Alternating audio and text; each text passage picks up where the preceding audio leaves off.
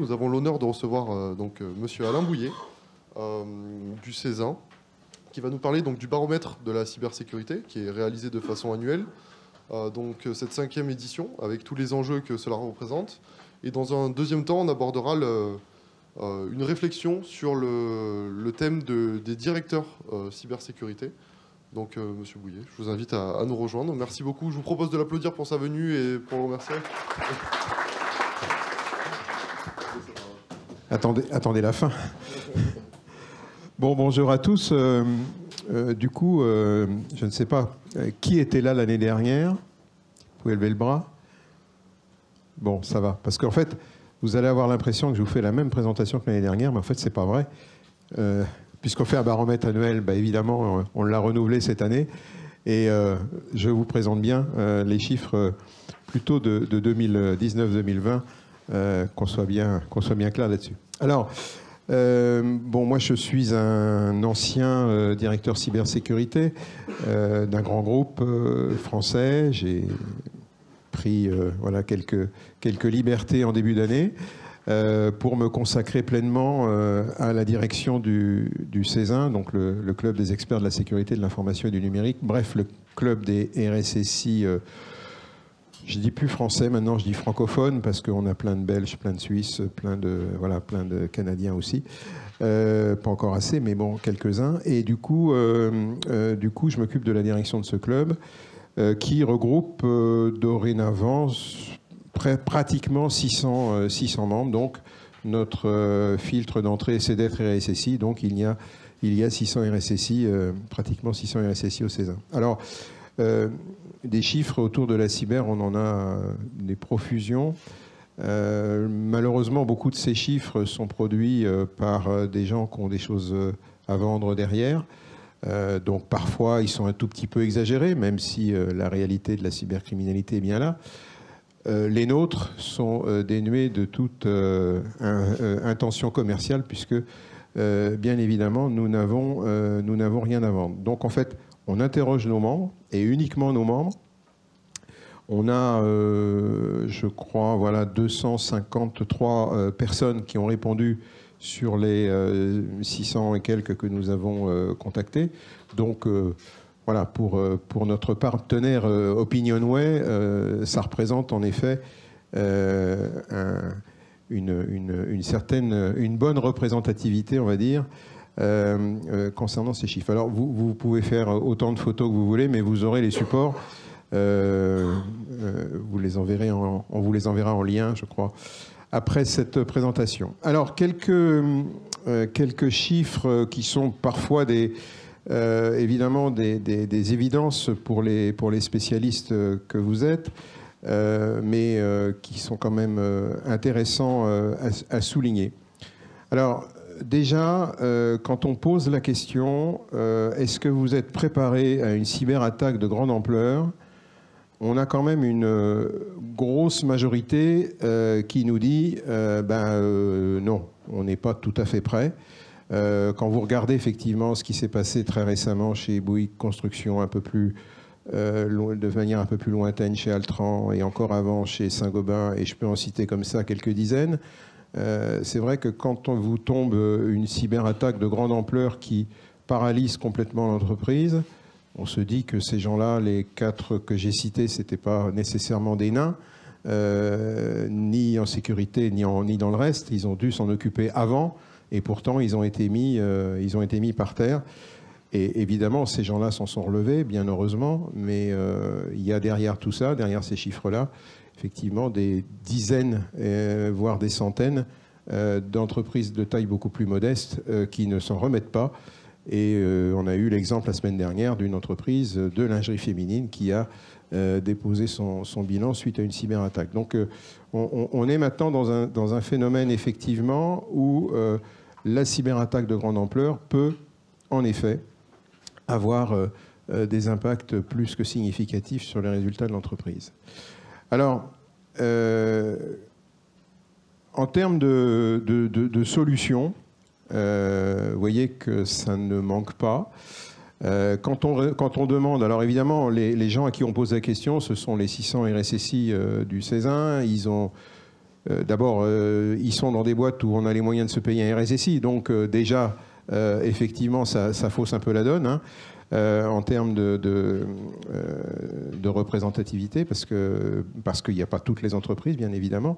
Mais ceux qui sont là et ceux qui ont en effet un petit peu d'argent à dépenser, vous voyez qu'aujourd'hui, en termes de solutions, on a plutôt pléthore de possibilités, ce qui du coup n'est pas sans poser de questions sur l'efficacité de tout ça. Parce qu'après, quand vous empilez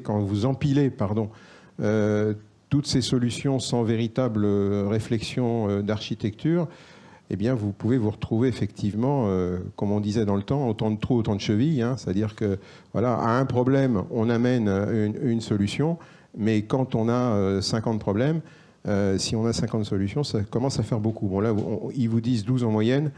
Bon, moi, dans mon entreprise, j'avais arrêté de compter à plus de 40 solutions différentes pour protéger le patrimoine informationnel de mon entreprise. Autant vous dire que c'était assez compliqué. Alors, un autre chiffre assez encourageant, c'est pour ça que je l'ai mis en premier, parce que je ne balayerai pas tous les slides, vous les découvrirez en plus en détail, mais en fait, on se rend compte que, grosso modo, toutes les solutions dont j'ai parlé là, elles vont couvrir, allez, en étant généreux, 70% des problèmes. Ça veut dire que vous avez 30% de vos problèmes dans les entreprises qui ne sont pas traités par les solutions classiques. De deux choses l'une, ou vous êtes croyant, vous achetez des cierges, ou alors, effectivement, vous faites appel à des startups. Et je pense que nous, c'est un leitmotiv au niveau du CESIN d'encourager les startups, alors si possible françaises, mais pas que.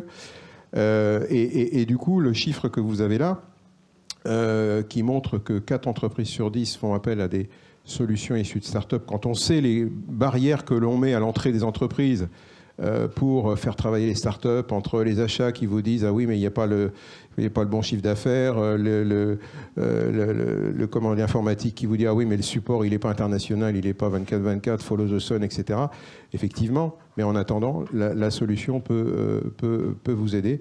Et donc, je pense que, je vais vous quitter juste après pour aller préparer un groupe de travail justement sur les startups au CESIN pour voir un petit peu comment on favorise en tout cas les tests, l'époque de ces startups dans les entreprises. Ça fait partie des travaux que je vais mener prioritairement.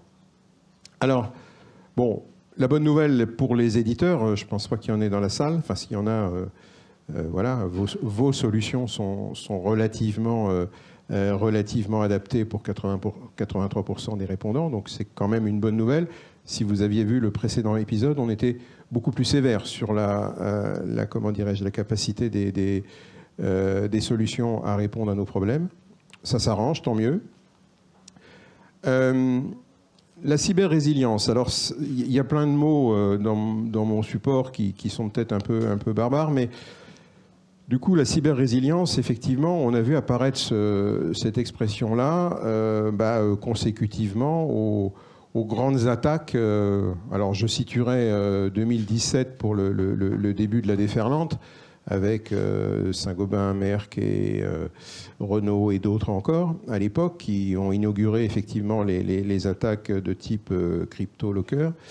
Et on s'est rendu compte que finalement, pour ces entreprises-là, puis toutes celles que j'ai citées avec les incidents qu'on a vus depuis, elles ont, encore une fois, dépensé beaucoup d'argent à avoir des plans de continuité d'entreprise, des plans de secours informatiques, des PCA, des PCE, enfin bref, toutes les acronymes possibles, imaginables. Et le résultat des courses, c'est que tout ça ne répond pas aux besoins liés à une cyberattaque de grande ampleur. C'est-à-dire que vous avez tout ce qu'il faut pour redémarrer probablement après une inondation, un incendie, une absence de fluide, de courant électrique ou de je ne sais pas quoi. Vous avez à peu près pensé à tout ça et les solutions que vous avez mises en place, elles sont effectivement efficaces. Mais quand vous avez un crypto-locker qui rentre dans les réseaux, qui chiffre tout sur son passage et que la seule solution que vous ayez, c'est de tout reconstruire depuis la lettre A, effectivement, les plans de secours ne fonctionnent pas. D'où la cyber-résilience. Et là, il y a 91% des répondants, donc là, vraiment une déferlante sur le fait que les gens réfléchissent à ça, parce que du coup, ça veut dire qu'on n'est peut-être pas en train de réfléchir à reconstruire, enfin il y en a qui ont essayé, hein, ils ont eu des problèmes, comme dirait l'autre, de reconstruire je ne sais pas quel data center, isolé du reste, avec des données saines, etc. etc. Ça ne marche pas. Enfin, en tout cas, il y en a qui ont essayé et ça n'a pas marché, parce que ça coûte un fric fou. Et en fait, vos données, si elles ont ne serait-ce que quelques jours ou quelques semaines de fraîcheur, elles sont totalement inutilisables, donc ça ne sert à rien. Donc ça veut dire que la cyber-résilience, il faut la penser sur voilà, comment je fais quand j'ai tout perdu, par quoi je commence, hein, qu'est-ce que je reconstruis, à partir de quoi. Pour la petite anecdote, je crois que c'est Saint-Gobain qui, son Active Directory étant totalement détruit, a réussi à le reconstruire avec un AD d'une filiale, je crois que c'était en Afrique, qui était absolument réticente à une interconnexion et à, enfin, bref, à partager avec le siège. Et du coup, on était bien content de trouver cette filiale qui, elle, n'avait pas eu l'AD détruit. Alors du coup, l'AD n'était pas tout à fait la bonne version, parce qu'effectivement, il y avait longtemps qu'il ne l'avait pas mis à jour. Mais en tout cas, il était opérationnel et il leur a permis de redémarrer. Donc c'est un peu ça la cyber-résilience, c'est de se dire finalement, c'est quoi les bijoux, les joyaux de la couronne et qu'est-ce qu'il va falloir que je préserve absolument en cas de cyberattaque. Alors, autre buzz, alors je saute du coq à l'âne, hein, mais c'est un peu l'exercice qui veut ça. Le Zero Trust, alors qui n'a jamais entendu parler du Zero Trust ? Ah, bon. Mais le buzz est quand même assez répandu. Donc en fait, c'est un alors j'allais dire c'est un buzzword. Non, c'est pas un buzzword, c'est un concept qui a fait son apparition, on va dire, il y a quelques, enfin, qui date de quelques années, mais qui a vraiment fait son apparition sur la scène de la cyber il y a à peu près un an, 18 mois. Et en fait, on se rend compte que, comme tous les buzzwords, comme toutes les modes en matière de cybersécurité, il y a une réalité, effectivement, à la fois dans les démarches et dans les offres. Le Zero Trust, vous avez compris, hein, c'est de faire confiance en personne. Alors évidemment, déjà que le responsable sécurité, il mange tout seul à la cantine, si en plus, il annonce à son management qu'il faut faire confiance à personne et qu'il faut donc tout contrôler, tout vérifier, il aura, je pense, un succès d'estime. Donc du coup, plus sérieusement, je pense qu'effectivement, ce concept est intéressant parce que vous vous retrouvez aujourd'hui dans des situations où, avant, le salarié, il rentrait dans l'entreprise, il avait déjà passé une barrière de sécurité, c'était le portique d'entrée, la sécurité physique. Quand il rentrait dans son bureau, il avait un PC, il se connectait avec son PC, qui était maîtrisé par le bureau, par l'entreprise, etc.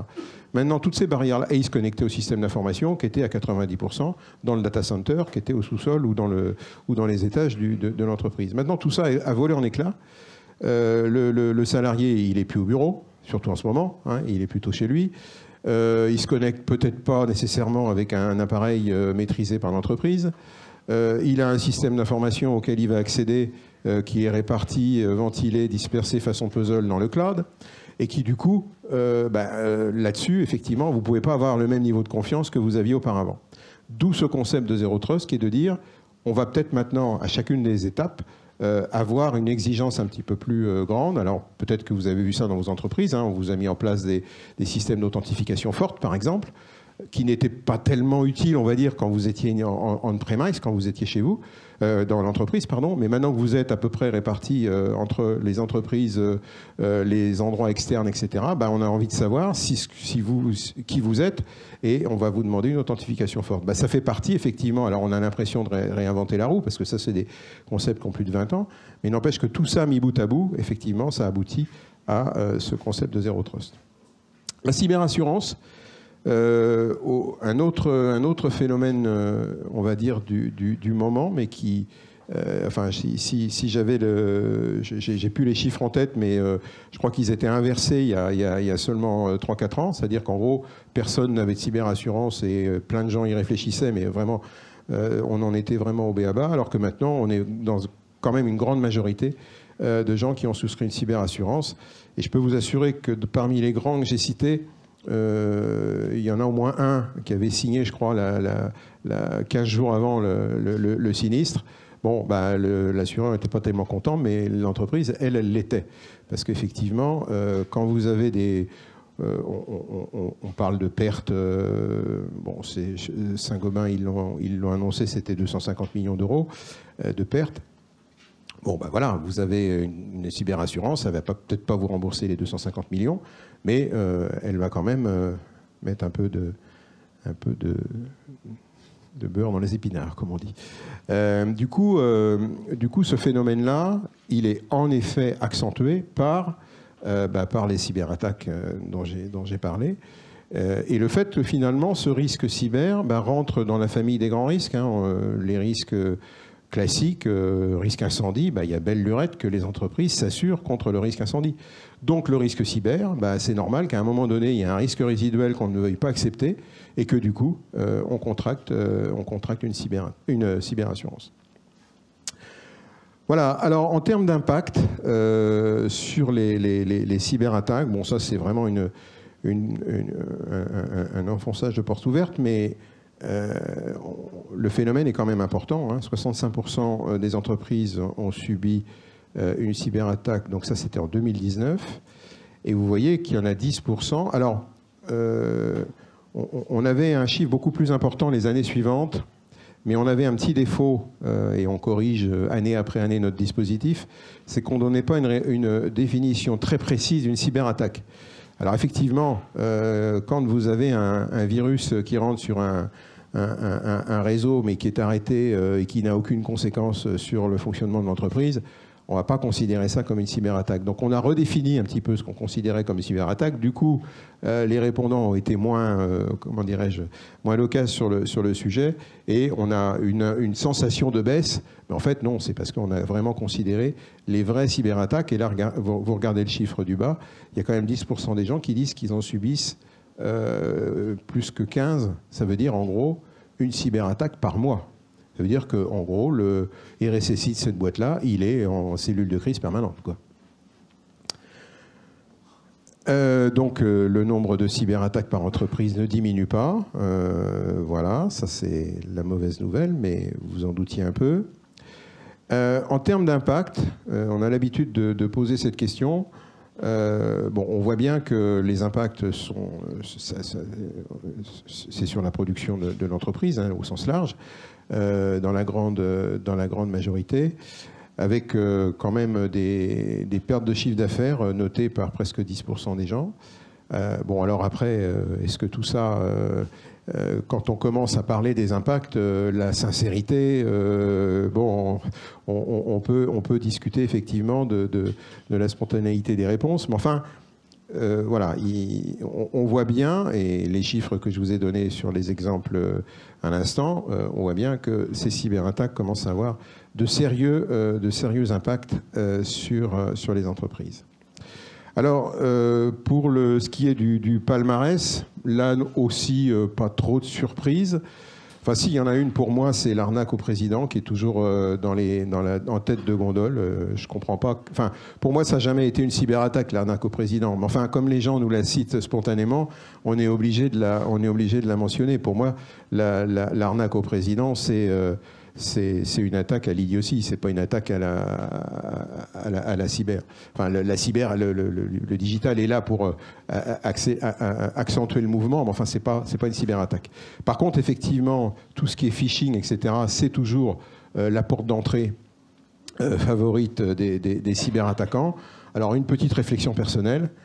Comme vous avez à peu près 90, je crois qu'il y a un autre chiffre un peu plus loin, 90% des gens qui vous disent qu'ils ont externalisé leur messagerie, c'est des grands offreurs américains. On se demande de ce qu'ils font en matière de solutions pour être encore aussi mauvais, pour ne pas être à même de pouvoir arrêter ces phénomènes-là. Parce un autre point que j'aime bien souligner, c'est que moi j'en ai marre qu'on parle du problème qui est entre le clavier et la chaise, c'est-à-dire vous, l'utilisateur. comme si vous étiez le dernier rempart par rapport à l'inconséquence des outils de sécurité qu'on nous installe. Hein, il y a un moment donné, effectivement, il y a des gens qui cliquent sur tout, n'importe comment et n'importe quoi, mais il y a quand même aussi des attaques de phishing qui sont extrêmement bien faites et parfois, effectivement, difficile de faire le tri entre le vrai et du faux.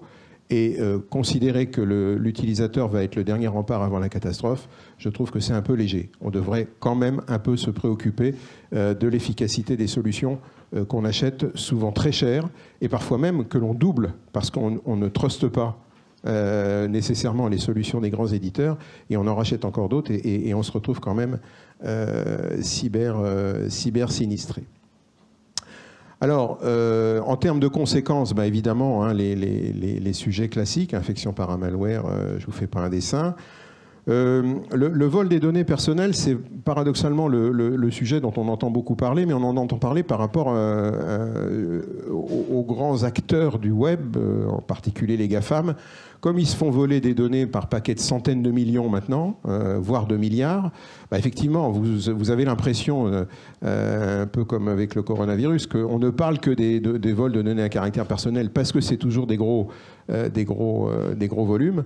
N'empêche que les entreprises, elles, ce qu'elles subissent, c'est plutôt effectivement de l'usurpation d'identité et de l'infection par un malware. Et le vol de données, il arrive qu'en 3e position. Vous me faites signe quand, sinon, j'arrête. Alors, bon, on a toujours effectivement ce problème du clavier et de la chaise. Hein. Je viens évidemment de m'inscrire en faux sur ce phénomène-là, mais voilà, il y a quand même effectivement à un moment donné quelqu'un qui clique sur quelque chose sur lequel il ne devrait pas cliquer. Bon, mais il y a d'autres raisons qui sont mentionnées. Je vous les laisserai découvrir quand vous regarderez ces slides. Alors, je voudrais vous parler 2 minutes du cloud, parce qu'effectivement, c'est le phénomène du moment. Ça fait quand même quelques années qu'on en parle. Maintenant, la question n'est plus de savoir si on a des données dans le cloud ou pas. Enfin, il y a encore 11% des gens qui nous répondent qu'ils n'ont pas de données dans le cloud. Je pense qu'ils ont mal regardé. Ils sont certainement pas au courant de tout. Pour moi, on est 100% des entreprises ont des données dans le cloud. Basta. Donc, ça veut dire qu'il faut faire avec. Surtout, alors après, quand on vous parle de cloud, moi, j'élimine le cloud privé. Pour moi, ça, c'est de la techno, voilà, de la façon d'organiser sa technologie dans son data center, même si d'ailleurs ce data center est externalisé. Mais pour moi, ça, c'est pas du cloud, c'est de l'informatique virtualisée. Point barre.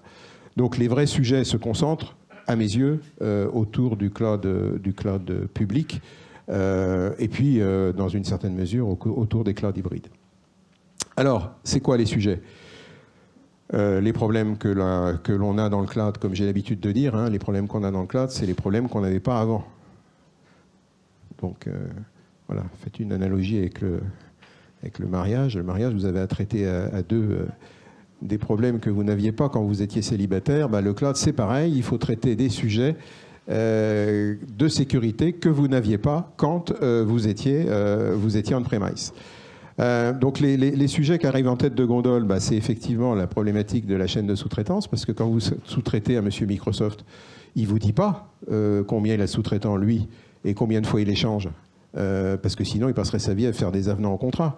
Donc ça veut dire qu'à un instant T, vous ne savez jamais et vous ne saurez jamais dans le cloud qui opère vos données. Il y a un responsable, c'est l'entreprise qui a en effet contracté avec vous, mais de savoir qui, à l'autre bout de la chaîne, qui va manipuler vos données, vous n'en saurez jamais rien. Évidemment, mener des audits et des tests d'intrusion chez des petits fournisseurs, enfin j'en faisais moi dans mon entreprise, effectivement, c'était que du bonheur pour eux parce que ça leur permettait de s'améliorer. Allez demander à Google de faire un test d'intrusion sur leur data center, je pense que vous aurez un succès d'estime aussi. Donc ça veut dire qu'il faut, là pour le coup, les truster et croire ce qu'il vous dit, c'est-à-dire que les données à caractère personnel ne fuiront jamais, et je vous invite à lire effectivement la presse. qui nous abreuve à peu près tous les jours de ce genre de nouvelles. Alors, dernier point, après je vous laisserai découvrir les autres, mais il y en a un quand même, c'est un peu comme le... J'ai un micro-ondes à la maison, moi il y a 50 boutons, je me sers toujours du même. Bon, j'ai jamais lu le mode d'emploi. Bah, au bureau, c'est à peu près pareil. Vous mettez un Office 365 entre les mains d'un salarié moyen, il va cliquer sur 3 boutons par jour.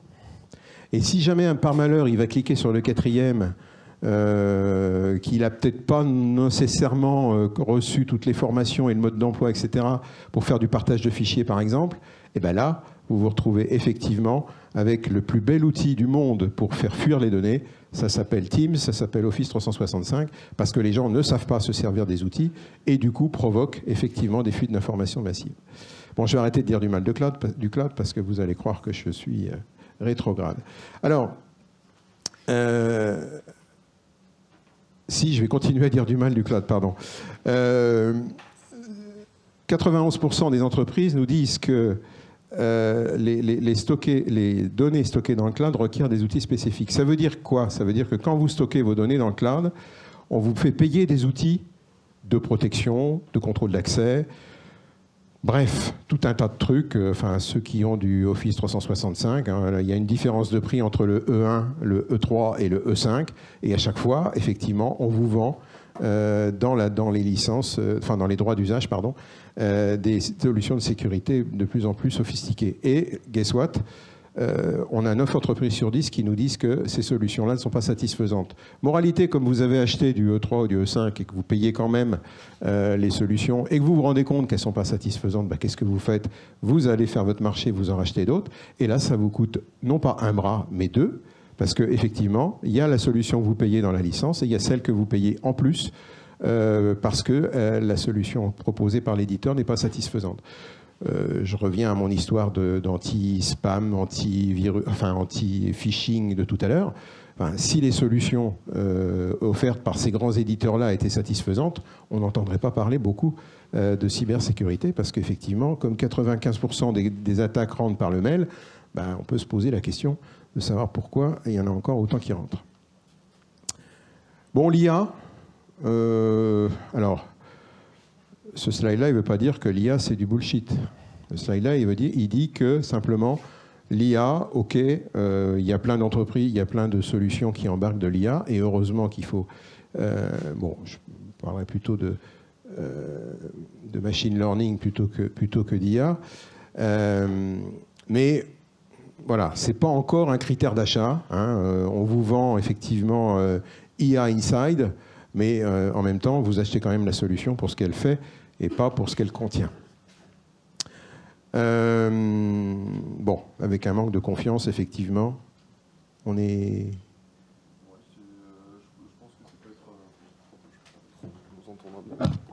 Je pense que ça une très bonne transition sur la réflexion qui a été publiée par le Césin, de ce qu'on voit, à part si vous avez des... Alors, juste, je vais vérifier si j'ai un slide.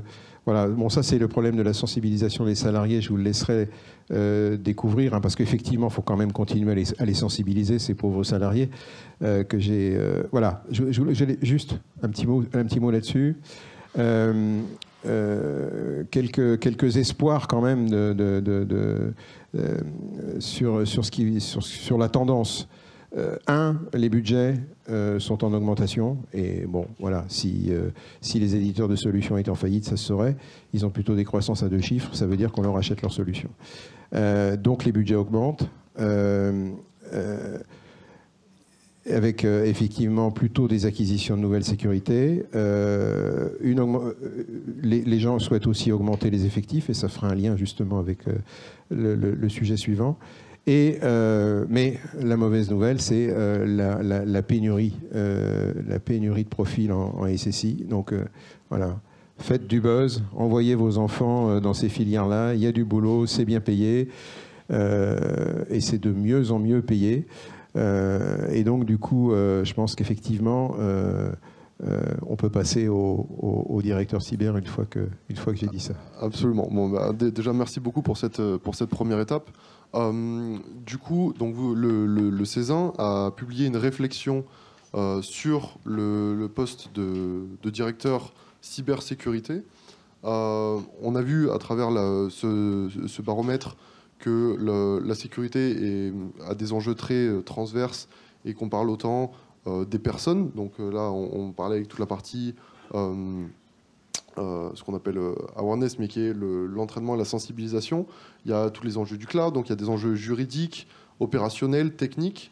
Donc du coup, quelle est la vision qui est apportée et pourquoi ce poste de directeur cybersécurité ? Alors, en fait, c'est une réflexion qu'on a menée au niveau du conseil d'administration du club, qui réunit plutôt, on va dire, des profils de directeurs cyber. Il y a quelques RSSI aussi, il y en a même un d'une ETI. Donc, voilà. Mais il y a au moins 3 directeurs cybersécurité au sein du conseil d'administration. Et on se dit, bon, est-ce que c'est un phénomène passager ou est-ce que c'est une tendance de fond que de nommer des directeurs sécurité? Et ça veut dire quoi d'être un directeur sécurité comparé à un RSSI, puisque c'est comme ça qu'on s'appelle encore jusqu'à présent. Et du coup, le sujet, c'est qu'on a un double phénomène. Le premier, c'est la digitalisation, la numérisation à outrance des entreprises. Tout est digital, donc ça veut dire que le périmètre des choses à faire, ma boutade de tout à l'heure, hein, des problèmes que vous avez à vous occuper avec le cloud que vous n'aviez pas à vous occuper avant, bah c'est juste effectivement la situation aujourd'hui démultipliée. Je n'ai pas parlé des objets connectés, mais la 5G, la déferlante qu'on nous promet avec tout ça, ça veut dire que le périmètre des sujets à traiter pour le RSSI est de plus en plus grand. Alors, on avait l'habitude, bon, moi, ça fait, voilà, je ne vais pas vous dire le nombre d'années parce que ça va me vieillir, mais ça fait quelques décennies que je fais de la sécurité, au moins 2. Bon, l'histoire était toujours à peu près la même. J'ai fait 3 ou 4 entreprises. On embauche un RSSI parce que son voisin de conseil d'administration en a embauché un. Puis voilà, ça doit être utile, mais on ne sait pas trop à quoi ça sert. Moi, je suis arrivé en septembre dans ma dernière entreprise. Septembre, c'est le plus mauvais mois. Les budgets sont votés. Donc moi, on m'a expliqué que voilà, j'avais été recruté, que c'était bien, qu'il y avait plein de choses à faire, mais j'avais pas de budget, j'avais pas d'équipe. Bon, ça commence toujours comme ça. C'est-à-dire que et en fait, on se rend compte qu'au fil des ans, les sujets augmentant, on avait l'habitude de parler du mouton à 5 pattes. Moi, je ne parle pas du mouton à 5 pattes, mais plutôt du 1000 pattes, hein, parce que le RSSI, c'est quand même une palette de compétences qu'il faut avoir. Et du coup, on se rend compte que plus on va monter en maturité dans les entreprises, et plus le RSSI va devenir un super chef d'orchestre. Et pour avoir un chef d'orchestre, il faut des musiciens. Et lesquels musiciens sont parfois eux-mêmes des RSSI, parce qu'on va avoir des RSSI plutôt opérationnels, des RSSI plutôt, enfin c'était le cas dans mon entreprise, mais il y en a beaucoup comme ça, des RSSI dans les métiers, des RSSI un petit peu, voilà. Et du coup, ce super chef d'orchestre, ce super RSSI, on s'est dit qu'il fallait peut-être qu'on lui trouve un nom qui corresponde à la réalité. Alors, je vais prendre mon cas personnel, c'est celui que je connais le mieux, mais moi, par exemple, à un moment donné, on a dit, bon, ok, tu as une équipe, tu as mis un réseau en place de RSSI dans chacune des filiales du groupe, ça commence effectivement tout ça à faire du monde. Tu es donc éligible à devenir cadre dirigeant. Bon, donc je suis devenu cadre dirigeant. Et cadre dirigeant, ça veut dire que vous êtes voilà, dans le top de l'entreprise. Et du coup, cadre dirigeant, ça veut dire accessoirement un petit peu de salaire en plus, mais effectivement des responsabilités qui deviennent des responsabilités de... Alors, j'étais pas au COMEX et je n'ai jamais revendiqué une place au COMEX parce que je pense que ce serait une hérésie que d'envoyer même un directeur cybersécurité au COMEX, à moins que l'entreprise fabrique des choses qui soient extrêmement cyber-orientées. Mais pour moi, le directeur cybersécurité, ça doit être un cadre dirigeant, il doit être bien payé, il doit effectivement avoir une porte d'entrée au COMEX. Et une porte d'entrée au COMEX, moi je l'avais par exemple, moi j'étais rattaché à la direction des risques, la directrice des risques de mon entreprise était membre du COMEX, et du coup, quand moi j'avais un sujet à faire passer en COMEX, bah, je le disais à ma chef le vendredi soir, et le lundi matin, c'était sur l'agenda du COMEX. Donc ça facilite quand même la courroie de transmission pour les décisions. Donc on voit que ce phénomène-là, en fait, il se multiplie dans les entreprises. Et ce qu'on voudrait éviter, alors là je fais appel, je ne sais pas s'il y a beaucoup de RSSI dans la salle, là. Oui, il y en a quelques-uns. Je voudrais qu'on évite le débat de dire, voilà, vous êtes en train de créer un truc qui va mettre le RSSI, le rabaisser à des niveaux opérationnels. Pas du tout. Évidemment, je pense que les 600 et quelques membres du CESIN ne sont pas tous éligibles et n'ont pas nécessairement envie non plus de devenir cadre dirigeant et de rapporter au COMEX, etc.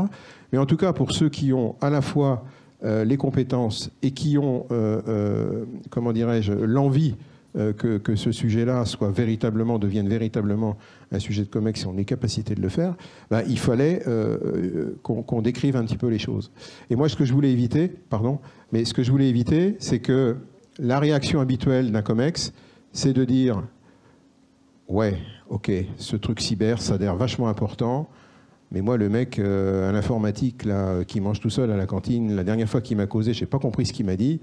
On va prendre quelqu'un qui parle le langage du COMEX et on va nommer effectivement un cadre dirigeant. Bon, ouais, ça peut marcher, sauf que je pense que si la personne n'a pas de compétences techniques très fortes, c'est-à-dire que bah, vous vous ferez balader, hein, et voilà, on vous racontera les histoires qu'on veut bien vous raconter, et je pense que vous ne serez pas à même de pouvoir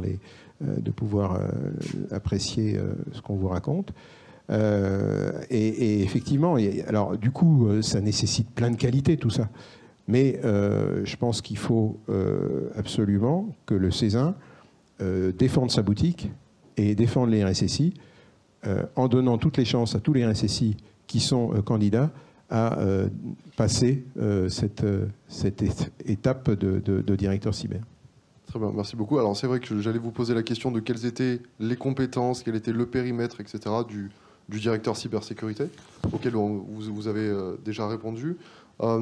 Pourquoi le CESIN s'est emparé de ce sujet-là et comment est venue l'initiative de produire cette réflexion sur le thème des directeurs cybersécurité? Alors, l'élément déclencheur, ça a été que toutes les entreprises que j'ai citées tout à l'heure, qui ont été frappées par une cyberattaque, le RSSI d'avant la crise n'était plus le même que le RSSI d'après la crise. Et là, je me suis dit, ça veut dire qu'il y a un fusible là. Et que du coup, si ça va être ça la vie du RSSI, c'est-à-dire effectivement se faire virer à chaque fois que ça chauffe un peu du côté de la cyber, on ne va pas s'en sortir. Et en même temps, l'autre phénomène, c'est que quand... bon, alors là, je vais pas trop m'aventurer parce que vous allez très très vite reconnaître de quelle entreprise je parle, mais quand le sujet devient vraiment un sujet de COMEX et que tout en haut, là-bas de la pyramide, on s'est dit, oh là là, mais machin s'est fait attaquer. En plus, machin, il est à notre conseil d'administration, donc maintenant, il va nous casser les pieds sur ces sujets cyber. Il va falloir qu'on nomme quelqu'un qui soit capable de lui tenir tête, etc. On ne va pas nécessairement, effectivement, faire appel au RSSI local et on va aller chercher un grand je ne sais pas quoi, mais pas quelqu'un de notre sérail. Donc, je trouve que c'est un peu dommage, parce qu'effectivement... comme je dis souvent, la sécurité, il y en a qui en parlent, et puis il y en a qui en font. Et je pense qu'il faut être capable d'en parler, mais il faut surtout être capable d'en faire. Très bien. Ben, merci beaucoup. Je pense que ça conclut nos propos et cette présentation générale.